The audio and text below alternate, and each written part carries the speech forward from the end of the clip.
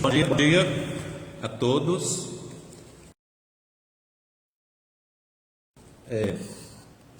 Estamos aqui na aula Sala Clóvis Tavares, hoje, dia 19 de setembro de 2021.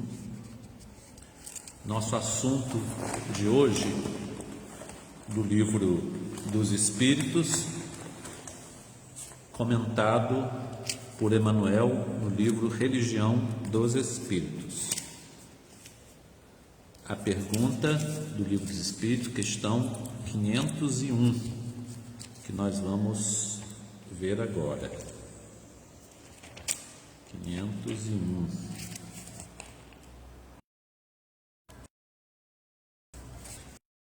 Por causa de questões tecnológicas.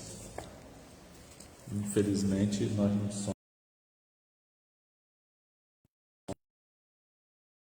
somos especialistas nisso. Mas eu vou escrever aqui no quadro.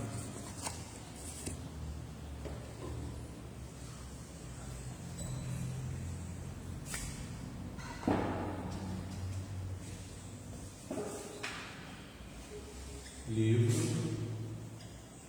dos Espíritos.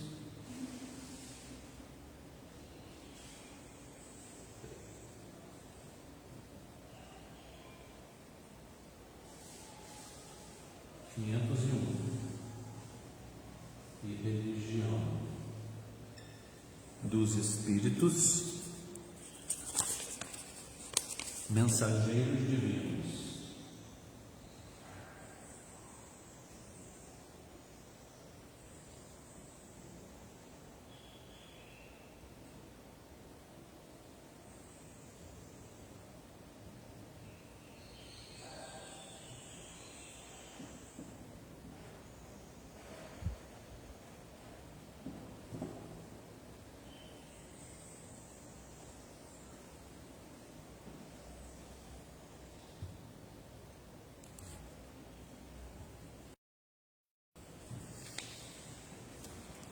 Acho que está dando para ler ali, né? Eu troco os S e o N, eu erro. Na hora de fazer trocado, eu erro.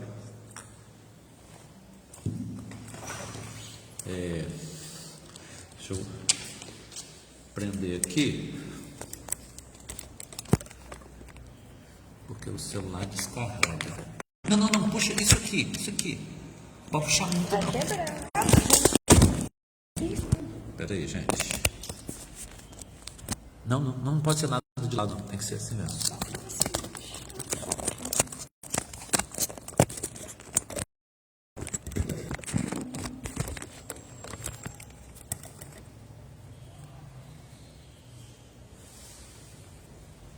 Bom,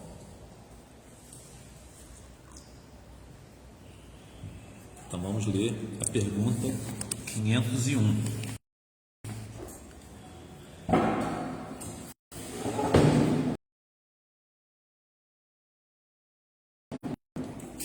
Do livro dos Espíritos.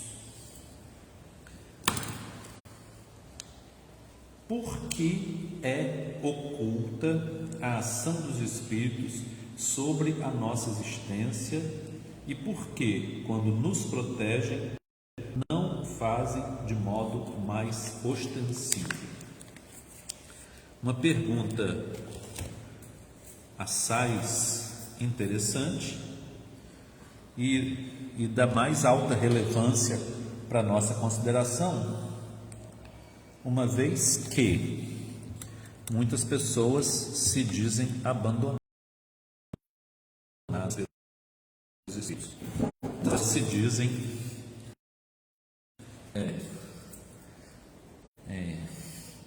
se puder pegar uma almofada daquela grandona que tem no refeitório.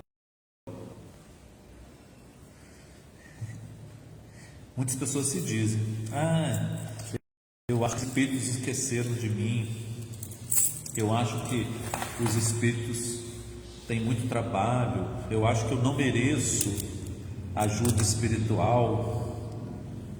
E isso daí é uma constante nos comentários que nós ouvimos. Ouvimos de pessoas que são espíritas já há bastante tempo, que teriam como considerar de forma diferente essas situações.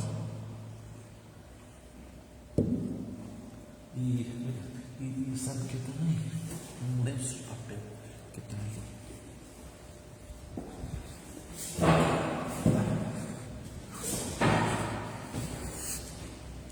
Mas infelizmente as pessoas se deixam levar por considerações assim não razoáveis. É muito comum nós ouvirmos as pessoas se expressarem de modo não razoável, né? Isso é muito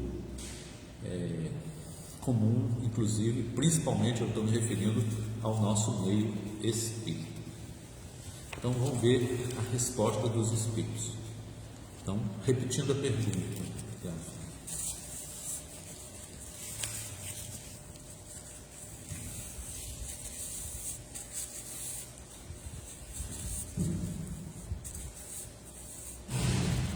Repetindo a pergunta. Por que é oculta a ação dos espíritos sobre a nossa existência e por que, quando nos protegem, não o fazem de modo ostensivo? Ou seja, para comprovar para as pessoas que eles estão nos protegendo. Se vos fosse dado contar sempre com a ação deles, não obraríeis por vós mesmos e o vosso espírito não progrediria. Para que este possa adiantar-se, precisa de experiência, adquirindo-a frequentemente à sua custa. É necessário que exercite suas forças, sem o que seria como a criança a quem não consentem que ande sozinha. A ação dos espíritos, que vos querem bem, é sempre regulada de maneira que não vos tolha o livre arbítrio. Porquanto, se não tivesseis responsabilidade, não avançaríeis na senda que vos há de conduzir a Deus. Não vendo quem o ampara, o homem se confia às próprias forças. Sobre ele, entretanto, vela o seu guia, e de tempos a tempos lhe brada, advertindo do perigo. O que quis o Espírito Protetor informar ao Allan Kardec, que estava fazendo a pergunta? Que duas coisas importantes. Primeiro, que não pode o espírito assumir a responsabilidade de o tempo inteiro estar protegendo, digamos assim, resolvendo as questões espirituais dos indivíduos. Por quê? Porque vai tirar deles o livre-arbítrio de atuar segundo a sua consciência, de atuar segundo a sua, o seu aprendizado. Para quê? Para que ele possa evoluir, né? Realmente, quando nós temos assim um pai ou uma mãe super protetor, o indivíduo aprende pouco. A experiência vai ser muito mais difícil do que quando nós temos, por exemplo, pais e mães que nos induzem ao aprendizado, né? Confere aí se está funcionando.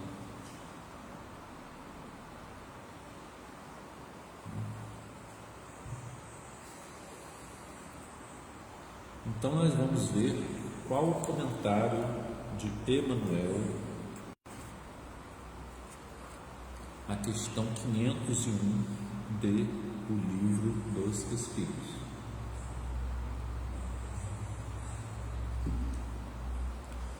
Mensageiros divinos, né? Nós vemos que toda a série André Luiz, ela é fundamentada na missão desses mensageiros, desses espíritos que estão sempre a nos dar suporte, nos advertir, como o Espírito falou a Kardec, e evitar que nós tomemos a decisão errada, né? Porque a nossa vida é feita de momentos de decisão. Agora você está vendo, não é esse não, você está vendo o da... Ah, tá, não, você estava vendo o outro. Entendeu? Então vamos ver o que Emmanuel nos fala. Ser-nos-á sempre fácil discernir a presença dos mensageiros divinos ao nosso lado, pela rota do bem a que nos induzam. Ainda mesmo que tragam consigo o fulgor solar da vida celeste, sabem acomodar-se ao nosso singelo degrau nas lides da evolução, ensinando-nos o caminho da esfera superior. Então, aqui, a palavra clara, concisa, firme de Emmanuel é que nós podemos discernir a presença de mensageiros divinos ao nosso lado, pela rota do bem a que nos induzam. Isso é muito interessante, porque tem pessoas que acreditam que estão sendo orientadas por mensageiros espirituais, né? E eles dão uma rota que não é uma rota do bem. Como nós podemos saber se uma rota é a rota do bem ou não? Se a rota ela leva a um respeito às hierarquias espirituais, é uma rota do bem. Se ela leva a um desrespeito às hierarquias espirituais e até às hierarquias humanas,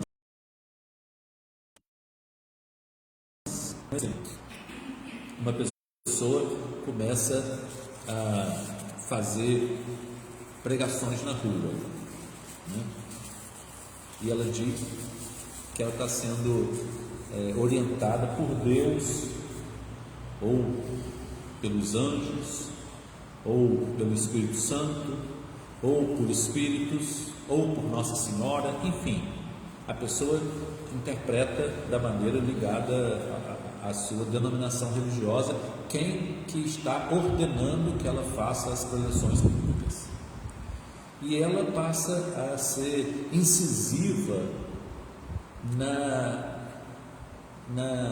tentativa de convencer as pessoas, tenta ser persuasiva, e fica bem evidente para qualquer pessoa de um mínimo de bom senso que a pessoa está num processo de perturbação espiritual, não só pela forma com que ela aborda os outros na rua, como também pela forma com que ela conduz o pretenso sermão que ela está falando.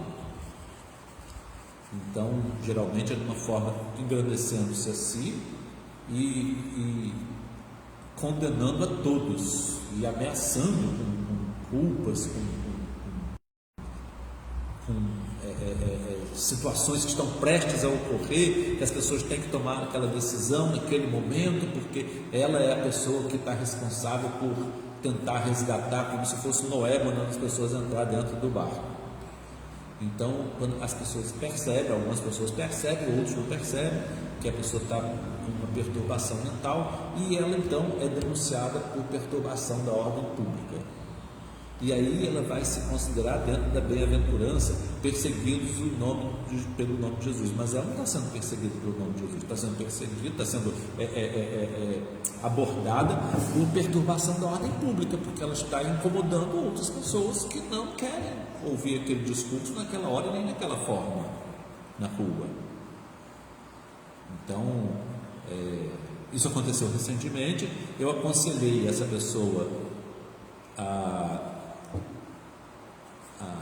usar os meios digitais, né? Infelizmente ela não aceitou a minha sugestão, para não incomodar os outros, né?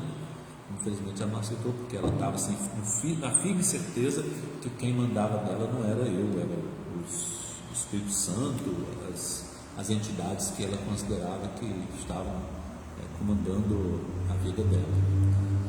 Então os espíritos, quando eles nos dão direções, nos dão rotas que vão de encontro às hierarquias espirituais. O que são hierarquias espirituais? As hierarquias que fazem parte da denominação a qual ele segue, né? Uma instituição, os órgãos aos quais as pessoas estão submetidas.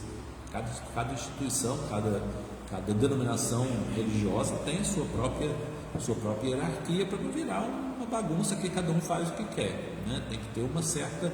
Mas algumas pessoas não se submetem a isso, têm ideias próprias, têm pensamentos próprios que ela quer divulgar, porque se acha detentora de uma maior, digamos, um nível de consciência superior, e aí elas se afastam do grupo e entram numa rota individualista, né?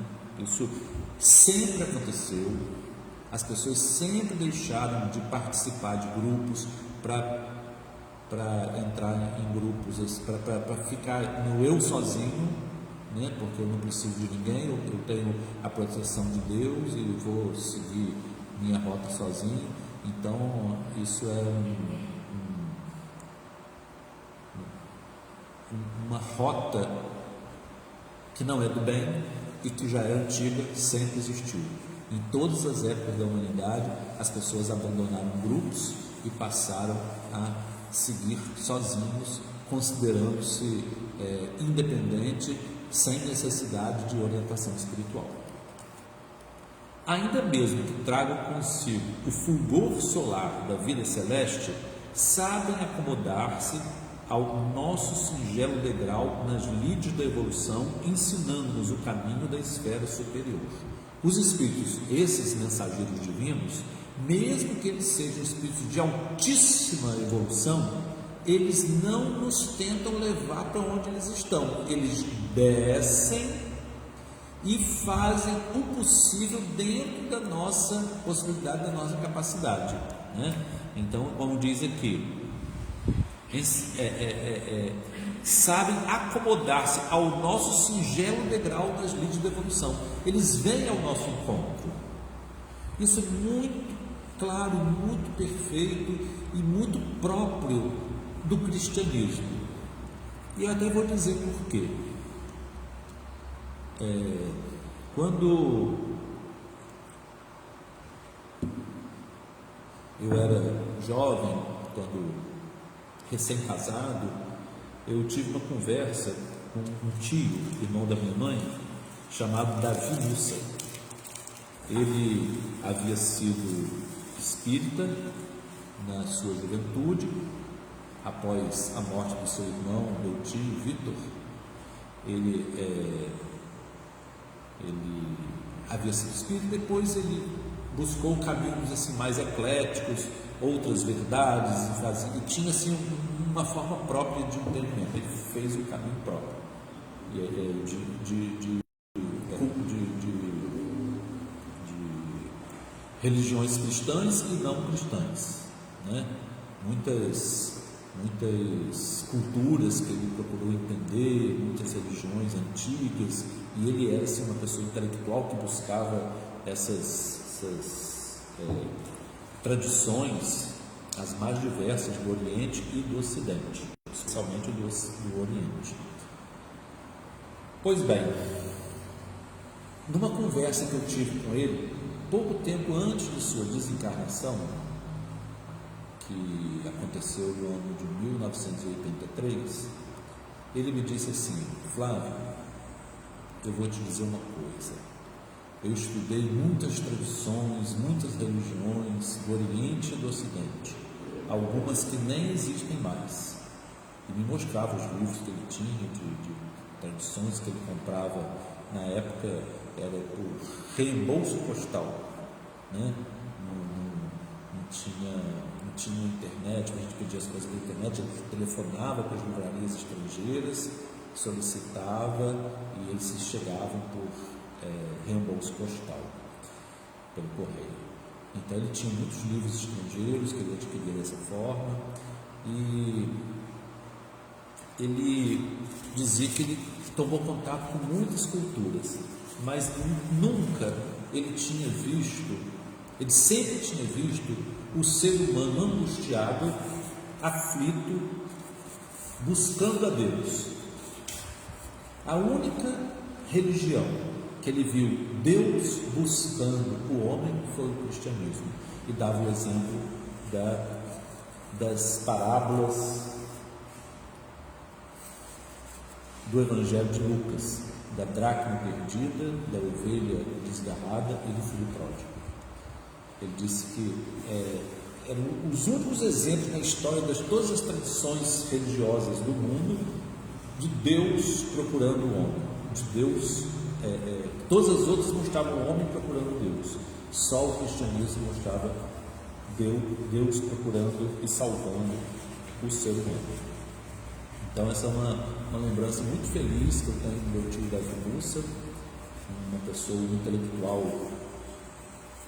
muito sincera, que buscou as verdades à sua própria maneira, né?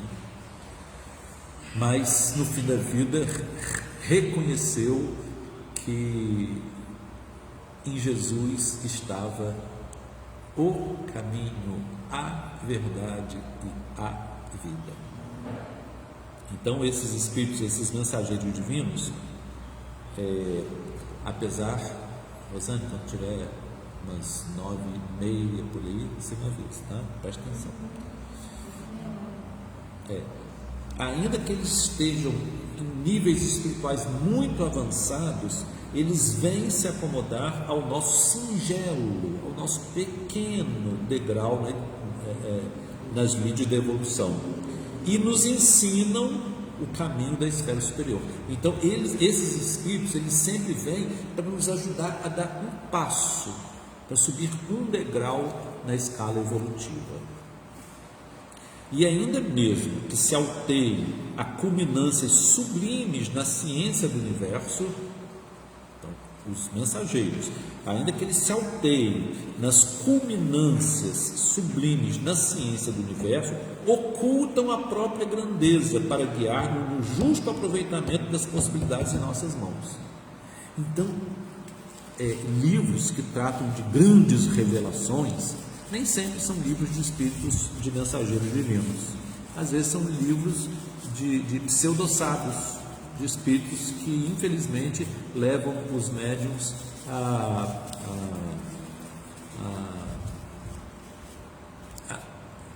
entrar no auto-engano, né? Na fascinação, né? Eu tenho um caso muito triste de um médium, ou não sei se é médium, mas de uma pessoa que se considera médium e que psicografou um livro falando sobre Santos Dumont, e ele usa o nome do livro, o nome do livro é Ícaro Redimido. É um livro, digamos, eu vou ser sincero com vocês, é um livro falso, é um livro chamado apócrifo, segundo a classificação do Livro dos Médiuns. Ele tem ali uma verborragia muito grande, ele fala de coisas altamente científicas e incorre em erros doutrinários grosseiros, em erros doutrinários, em erros espirituais, em erros evangélicos, erros grosseiros. E é um livro que tem um conteúdo que por trás é impiedoso e cruel, porque ele faz julgamentos e faz condenações a um espírito de muita grandeza que é Santos Dumont. Então, através da tentativa de se tornar elogioso, de se tornar assim, defensor de Santos Dumont, ele faz considerações grosseiras, estapafúrdias e sempre com impolação verbal. Impolação verbal é uma das características da mentira, né? Porque aqui Emmanuel diz aqui, ainda mesmo que se alteie a culminâncias sublimes na ciência do universo, oculta a própria grandeza para guiar-nos ao justo aproveitamento das possibilidades em nossas mãos. Então eles não vêm com impolação verbal, eles não vêm com sopa de letrinhas. Eu não entendo. Não, eles vêm transformando as coisas espirituais em coisas inteligíveis, coisas fáceis de ser entendidas, né? Eu vou fazer um outro parênteses aqui, porque aqui na Escola de Jesus Cristo nós sempre acompanhamos desde a década de 50 as obras do professor Pietro Baldi, que muitos consideram obras difíceis de entendimento por causa da questão científica. E nós vamos então entender o seguinte, que o único livro em que ele trouxe verdades que não eram para a população geral, que eram dirigidos à ciência, foi a Grande Síntese. Os outros livros são livros filosóficos, livros de fácil entendimento. Ele usava até palavras assim, muito simples, porque ele tentava... as traduções foram feitas por brasileiros, então sempre se tornaram os livros fáceis, e alguns deles por meu pai, que tornou, além de um livro fácil, um livro uma linguagem bonita, melodiosa, que meu pai sabia transmitir as suas traduções.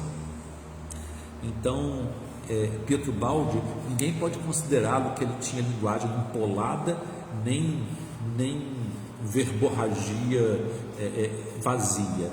Ele tinha sim uma linguagem culta, e que na Grande Síntese ele quis se dirigir aos homens de ciência, ele quis se dirigir aos ateus, aos agnósticos, aos que não aceitam. A Grande Síntese é um livro feito para os cientistas, tanto que ele deu de presente a vários cientistas e recebeu de volta comentários de vários físicos, filósofos, cientistas da sua época, e recebeu comentário inclusive de Albert Einstein, que é considerado o maior físico de todos os tempos.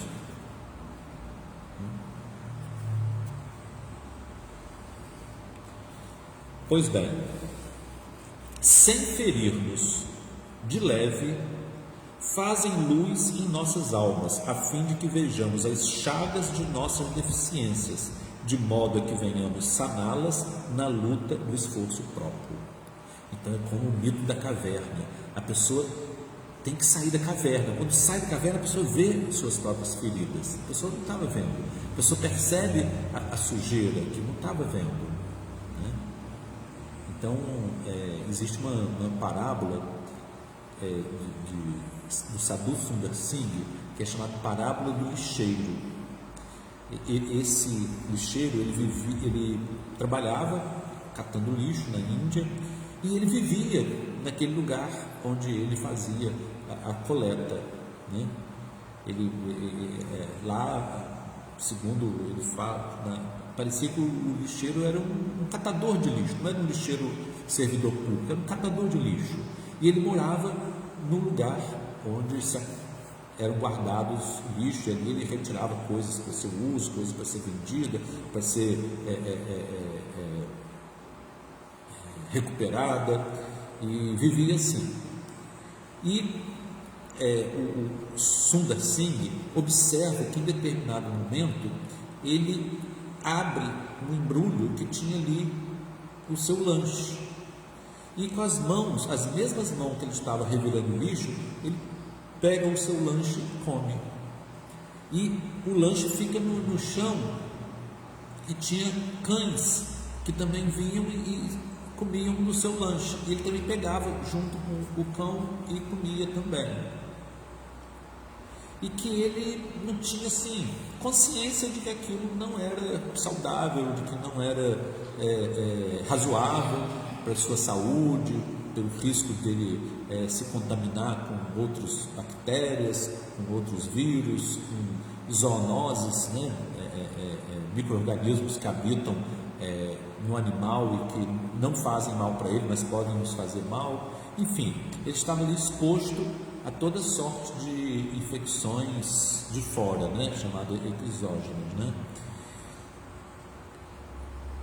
E que ele não sentia nem o odor fétido que Sundar Singh estava sentindo, ele sentia, porque ele já estava habituado. E ele faz a comparação conosco, que nós muitas vezes nos habituamos tanto à nossa vida sem fundamento, que nós não percebemos que nós estamos errados. Achamos que nós estamos certos, que a forma nossa de se alimentar é correta, né?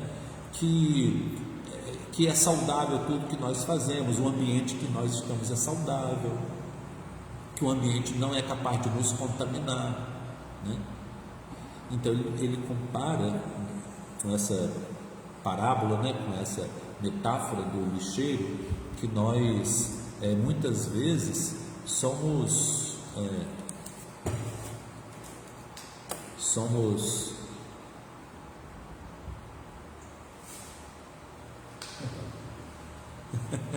mensageiros, soltou o i. Que nós muitas vezes, obrigado, que nós muitas vezes estamos dentro do ambiente cheio de contágios psíquicos, espirituais, e não percebemos. Então, esses mensageiros divinos, eles nos advertem jogando luz.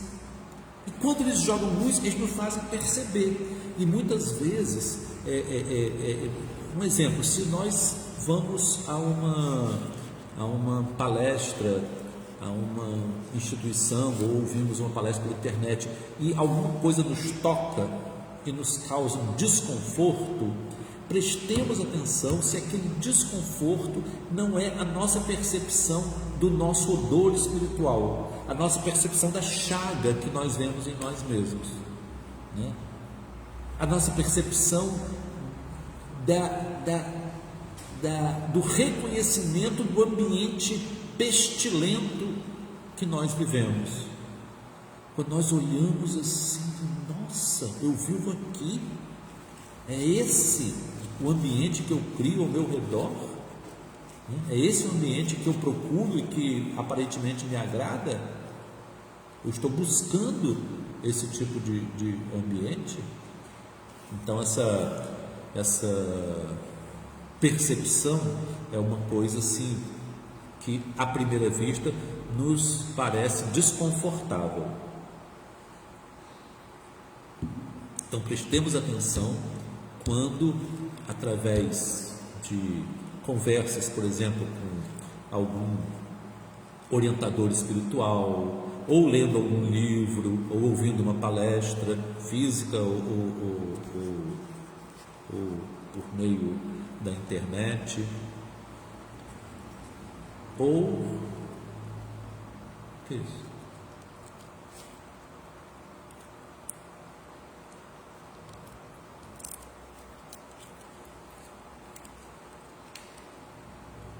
Vou que botar aqui na boca. Obrigado. Então, assim, nesse contexto, nós temos que perceber se isso não pode ser uma luz que está sendo produzida para nós por mensageiros divinos, de modo sutil, para nos fazer perceber o caminho perigoso, o caminho errôneo que nós estamos nos colocando, buscando muitas vezes voluntariamente por falta de percepção. A gente percebe o odor fétido de onde nós estamos. Nós não vemos nossas chagas, porque não tem luz, está escuro e nós não vemos, nós estamos dentro da caverna, né? Então, eles fazem isso sem ferir-nos, apenas iluminando-nos, apenas jogando luz. Então, é muito diferente dos que nos colocam nas rotas que não são do bem. Os que nos colocam nas rotas que não são do bem, muitas vezes são persuasivos, querem ser persuasivos, querem impor ideias, eles confrontam, eles usam tergiversações, eles usam formas assim sutis de ironia, né? Que é sempre maliciosa. A ironia é sempre maliciosa. A ironia está catalogada dentro da ira, que segundo Santo Tomás é um pecado, é um dos pecados mortais, né? Ele leva a outros pecados na ira. Então, as admoestações dos espíritos superiores são sempre suaves, nunca são grosseiras. mais características dos mensageiros divinos. Nunca se prevalecem da verdade para esmagar-nos em nossa condição de espíritos devedores. É o que nós temos visto nesse mês do Setembro Amarelo, muitas pessoas usando da religião para dizer que tal ou qual doença vem de origem espiritual. Isso é uma inverdade. Isso é uma inverdade, isso é uma crueldade, porque muitas vezes o portador de depressão, ele, quando é considerado como um doente espiritual, ele se sente que ele que é culpado da depressão dele. Isso é uma inverdade dura, muito dura, muito dura. Uma inverdade impiedosa. Então não se prevalecem da verdade para esmagar-nos em nossa condição de espíritos devedores. Então ninguém aborda alguém que está sofrendo e diz que ele está errado. Tem que, através de delicadas situações, jogar luz para que ele se veja. Quer ver um exemplo? Uma pessoa, digamos, está com uma ideação suicida, ideias de que a vida não vale mais a pena, de que tudo isso vale a pena nós dizermos, mas o que sua religião fala? Que isso é pecado, que isso é errado, que Deus não perdoa. É correto dizer isso? Isso é ação de espíritos perseguidores que estão jogando na sua cabeça. É correto dizer isso? Não, isso é impiedade. O que é mais razoável? Vamos abrir o Evangelho, vamos ler quais são as mensagens que Jesus nos manda, que os Espíritos nos mandam. Inclusive, meu pai, ele tinha uma sugestão muito interessante. Ele dizia que, diante de qualquer dúvida que nós temos do que nós devemos ou não devemos fazer, nós devemos abrir o Novo Testamento 3 vezes. Nós vamos perceber a resposta nas 3, em 2 ou em uma das aberturas. Eu tive 2 experiências interessantes recentemente com 2 pessoas, uma que estava com a ideia suicida e outra que estava com um processo de depressão resultante de uma doença maligna que ela havia sido diagnosticada. E essa pessoa é de outra religião, de outra denominação religiosa, e ela estava querendo até abandonar a fé, né? Achando que não valia mais nada, que a vida não servia, que, como aqui diz na pergunta, né? Deus já havia abandonado, que não estava ajudando, que ela não conseguia ver a resposta de Deus. Então eu falei assim: fulana, você tem aí na sua casa as promessas, aquela caixinha de promessas? Ela disse: não. Então vamos fazer o seguinte, eu vou pegar a minha caixinha aqui. Eu peguei minha caixinha e coloquei assim: diz qual lugar que eu devo tirar. Aí ela botou o lugar, eu coloquei a mão e ela falou assim: eu botei a mão em 3, qual que eu pego? Aqui está no meio, aqui está no meu lado direito ou está no meu lado esquerdo? Você, aqui está no seu lado esquerdo. Aí eu tirei para ela, li a segunda e li a terceira, e ela começou a chorar. Quando ela chorou, significa que a mensagem tocou o coração dela. E ela me pediu para fazer uma oração junto comigo. Eu disse: você vai fazer a oração. E ela fez uma oração muito sentida, muito fervorosa. E ela estava dizendo que ela tinha vencido aquela opressão que ela estava. E realmente ela venceu. Ela hoje faz parte de um grupo que ajuda outras pessoas portadoras de doenças malignas, de doenças crônicas. Ela está no tratamento quimioterápico, está sofrendo as consequências desse tratamento mas está muito fervorosa na sua fé e está fazendo um tratamento antidepressivo para as consequências orgânicas das falhas de neurotransmissão do seu cérebro, que é uma coisa orgânica, é uma doença física que atrapalha a comunicação dos neurônios. Isso é o óbvio, né? Assim como pessoas portadoras de dor crônica ficam depressivas também, está associado a dor crônica à depressão, mas é uma condição orgânica, não é uma condição de falta de fé. E a pessoa não pode julgar o outro que está passando por essa depressão como alguém que não tem fé. Às vezes tem mais fé do que o acusador, pelo menos ela não está acusando ninguém, pelo menos ela não está apontando o dedo duro e julgando ninguém. Se está julgando alguém, está julgando a si mesma, como uma pessoa infeliz, inferior, que não consegue se conectar com Deus, mas que não deve, segundo a orientação aqui de Emmanuel, aceitar essa acusação desses acusadores. Acusador no Evangelho nunca é espírito superior. Acusador sempre está associado, a palavra evangélica para acusador se chama diabo. Então Jesus disse na ceia: um dentre vós é um diabo, um dentre vós é um acusador, né? Um dentre vós é um diabo, é um adversário, um acusador.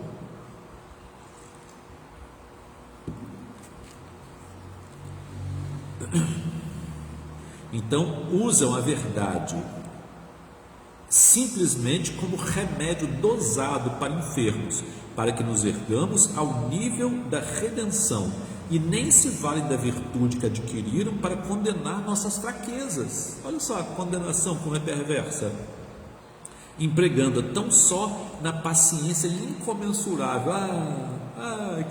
Que virtude a paciência em nosso favor, de modo que a tolerância não nos desampare à frente daqueles que sofrem dificuldades de entendimento maiores que as nossas. Então as pessoas têm dificuldade de compreender. O nosso remédio é a paciência. Quando nós estamos lidando com pessoas de difícil entendimento, que não têm consciência dos seus erros, né? Tem pessoas que não têm consciência, elas falam como se elas estivessem certas e estão equivocadas, elas estão vendo a realidade de uma forma distorcida e elas não acreditam, elas acham que elas estão certas das suas formas de ser, prejudicando outras pessoas, e nós não conseguimos convencê-las. Quando nós estamos nessa situação, diante de alguém que não aceita nossas admoestações, que nós queremos fazer para ajudar essa pessoa e as pessoas que dependem dela, nós podemos simplesmente dosar a nossa paciência, que é assim que os espíritos bons fazem. Eles são pacientes, né? O pai do filho pródigo não impediu o filho pródigo de ir embora. Você quer ir embora? Vai.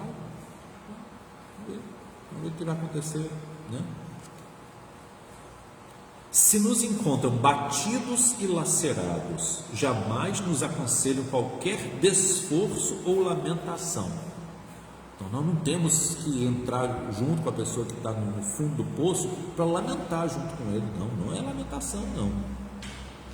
E sim ajuda-nos a esquecer a crueldade e a violência com força bastante para não cairmos na posição de quem nos insulta ou injuria, e se nos surpreendem caluniados ou perseguidos, não nos inclinam à revolta ou ao desânimo, mas recompõem as nossas energias desconjuntadas, sustentando-nos na humildade e no serviço, com que possamos reajustar o pensamento de quem nos apedreja ou difama. Sabe quem fez isso? Maria João de Deus. Chico Xavier, criança, tinha 5, 6 anos, ele era injuriado física, moral e espiritualmente pela sua madrinha e pelo pelo outro menino, né, filho da madrinha. E o que Maria João de Deus falava com ele? Ensinava ele a perdoar, ensinava ele a não ter raiva dela, muitas vezes dizia que ela tinha sido correta na admoestação, né? E Chico, como criança, aceitava os conselhos da mãe, né? Tanto que ele passou a vida inteira sem se importar com nenhuma das pessoas que o caluniou, que o agrediu, que o maltratou, que o humilhou. O perdão dele passou a ser uma coisa natural. O que para a gente o perdão tem que ser uma coisa racional, eu vou perdoar porque eu preciso perdoar, porque eu também preciso de perdão, então eu vou perdoar. Então quando nós entramos nessa, como diz o jovem, nessa vibe de perdoar, é porque nós reconhecemos que nós não precisamos, então, tá, vou esquecer, vou relevar isso. Então quando nós relevamos, né, nós relevamos conscientemente, não está errado, está certo, é o nosso caminho, mas o perdão ainda não é natural dentro de nós. Nós estamos tentando naturalizá-lo em nós. Naturalizar o perdão é o nosso caminho evolutivo. E hoje o que nós vemos é as pessoas naturalizarem a impiedade. As pessoas estão naturalizando a intolerância religiosa. Como foi feito na Alemanha nazista, que os cristãos achavam normal a perseguição aos judeus, hoje as pessoas estão achando normal a perseguição aos homossexuais, aos portadores de distúrbios mentais, a perseguição às pessoas de denominação religiosa que eles consideram inferiores.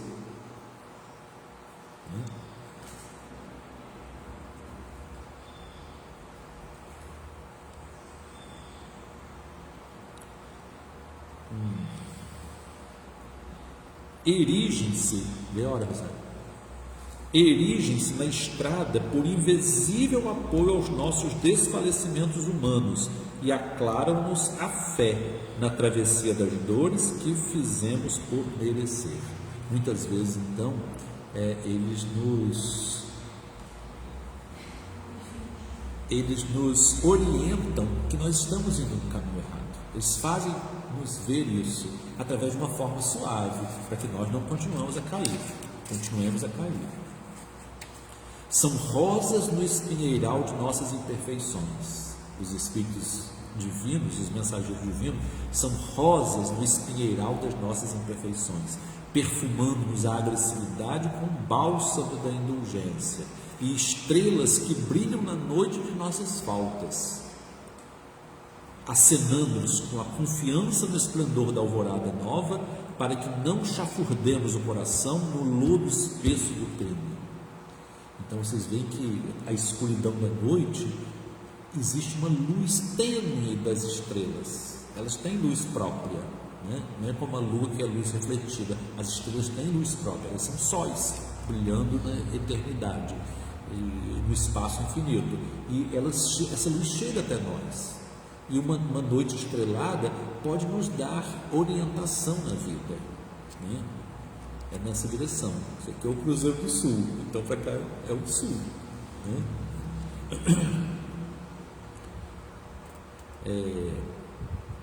E isso aí nos ajuda a que nós não nos enterremos nos nossos erros, porque se nós não tivermos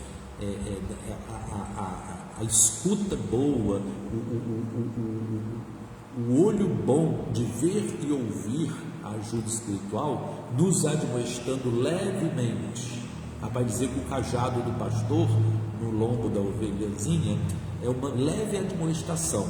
O pastor não ia, sapecava a ovelha. Se ela estava saindo do caminho, ele ia de leve e tocava, como diz no salmo do pastor, né? O cajado é o nosso consolo, né? Ele nos consola com o seu cajado, porque o consolo, é muito interessante essa questão do consolo, porque nós vemos que o Espiritismo, ele pretende ser o consolador prometido, e consolador não é o confortador prometido, é aquele que nos adverte. O consolo verdadeiro não é do conforto para que nós achamos que nós estamos sempre sendo aliviados pelos Espíritos de tudo, como a pergunta quer dizer, e o Espírito responde: não é isso, não é ficar mimando todo mundo, é despertar, é a consciência das causas atuais e pretéritas das nossas dores. Isso que é o verdadeiro consolo, consciência de que nós somos responsáveis, tanto atualmente quanto no pretérito, por muitas das coisas que nós estamos passando. Então eles acenam a confiança da alvorada nova, que o dia vai amanhecer, para que não chafurdemos o coração no lodo espesso do campo, porque senão a gente vai embora. Se a gente não tiver essa atenção para ajuda, a gente vai embora, porque as coisas erradas, elas têm uma retroalimentação, né? Elas voltam e nos alimentam. A raiva, se nós alimentarmos a raiva gera mais raiva, né? O ódio gera mais ódio, a mágoa gera mais mágoa, né? E quanto mais raiva, ódio, mágoa tiver, falta de perdão, mais a nossa consciência estreita e mais a nossa capacidade de perceber a realidade diminui, e nós não conseguimos ver isso nele. Então a gente fica paranoico, acreditando que está todo mundo perseguindo a gente. E acredito justamente nos espíritos falsos, que vêm nos induzindo a rota que não é a rota do bem. A pessoa entra numa coisa de grandeza e de paranoia, achando que os outros estão perseguindo. Fulano só veio fazendo isso para me prejudicar, me fez isso, agora eu vou seguir meu caminho solo, né? E nesse caminho solo ele entra numa estrada de fascinação, induzido por espíritos que não são bons. E sobretudo, diante de toda ofensa, levantam-nos a fronte para o justo dos justos, que expirou no madeiro por resistir ao mal, em suprema renúncia entre a glória do amor e a bênção do perdão. Então sempre os espíritos bons, os mensageiros divinos, eles vão ter por base, ter por fundamento a mensagem cristã, a pessoa de Jesus Cristo. Eles nunca vão de encontro ao que Jesus nos ofertou. Vamos ver aqui, hoje, dia 19 de setembro, então vamos fazer a conta aqui, domingo que vem, 19 com 7, 26, né? 26 de setembro do 21. Não, errei. Isso não é domingo que vem, isso vai ser em outubro. Depois eu vejo, pode ver aí? Outubro. Terceiro domingo.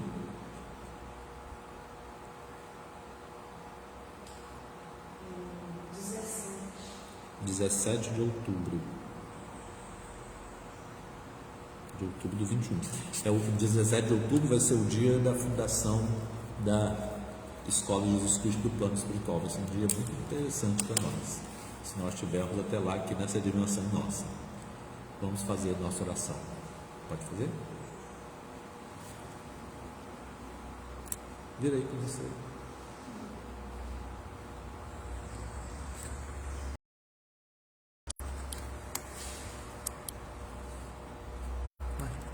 Senhor Jesus, agradecemos esses momentos em que pudemos estudar um pouco, refletir um pouco